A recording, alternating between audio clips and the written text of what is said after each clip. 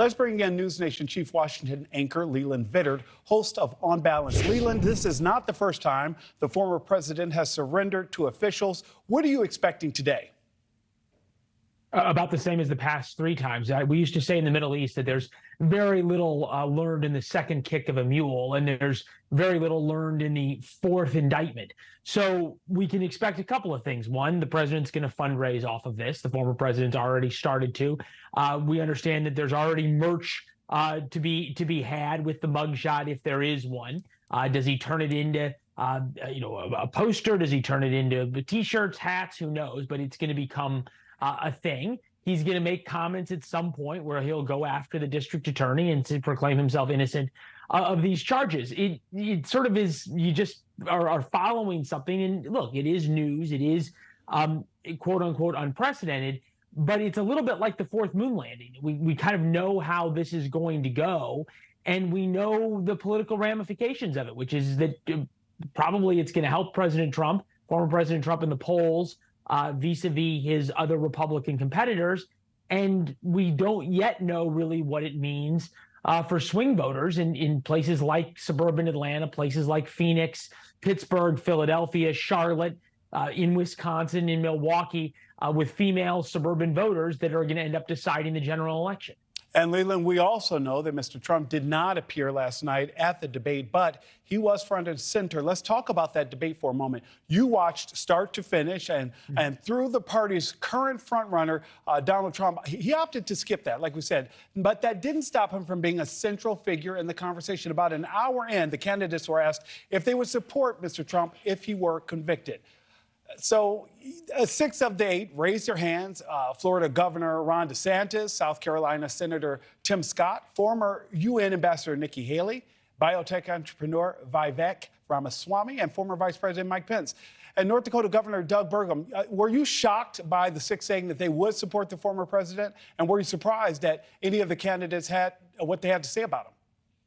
No, it seems pretty consistent with how each one has approached the issue of the former president. He's still the most popular person within the Republican Party, and a large percentage of the Republican electorate, a majority of them, will tell you they believe the former president is being targeted by the current administration, and that the Biden administration is using the Department of Justice, and Fani Willis, who's a Democrat in Georgia, is targeting him for political reasons. So the support, or willing to support him, it doesn't really shock or surprise, and shouldn't shock or surprise anybody. I think what was interesting, I think what you said, was it wasn't that President Trump wasn't brought up until an hour in, which is kind of interesting. And I think there is a hope among a lot of Republicans who do want someone other than Donald Trump to be the nominee, to have a conversation about something other than Donald Trump as it relates to the Republican nomination. Obviously, that's increasingly difficult to do, both because the former president likes to be part of the conversation and because the media likes talking about him. And Leland, it did seem as though former Governor, South Carolina Governor Nikki Haley did touch on that just a bit, talking about what they need to look forward to in a general election. Well, sure. Elections are about the future, and the Trump sort of current act right now, which is very different than how he ran in 2015 and 2016, is to talk an awful lot about himself and to be fairly shielded and guarded from the media. It's easy to forget 2015 all the way through his presidency. Donald Trump was the most accessible presidential candidate and president in modern history by leaps and bounds. May not have liked what he said. He may not have always been telling the truth, but he was available to reporters in pretty much at any time. Got to the point at the White House press, some White House press briefings I remember being at, where you'd run out of questions for him. So that said, he's now having this sort of new media strategy where he's making it all about himself.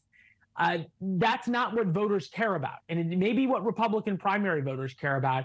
It is not what swing voters in a general election care about. Shockingly enough, they care about themselves. And there's a lot of worry among the Republican Party that Donald Trump is going to win the nomination talking about himself and be unable to pivot to talk about the issues that matter to swing voters come the general election. And even positioning himself as he is indeed taking these hits to protect us, the American people. Mr. Trump opted to skip the debate and instead did that pre-recorded interview with host Tucker Carlson. What did you think of his interview with Carlson, and do you believe that that worked? Well, it worked in the sense that Donald Trump won the debate without showing up. Now, he did that for two reasons. One, because he's still the most popular and interesting person in the Republican Party. But more importantly, because among the 8 candidates, we're not today playing one clip over and over and over again and saying this was the moment that this candidate broke out and showed the American people or the Republican electorate why they are the ones to take the mantle from Donald Trump. Thank you for watching. Go to newsnationnow.com to find News Nation on your television provider. And don't forget to click the red subscribe button below to get more of News Nation's fact-driven, unbiased coverage.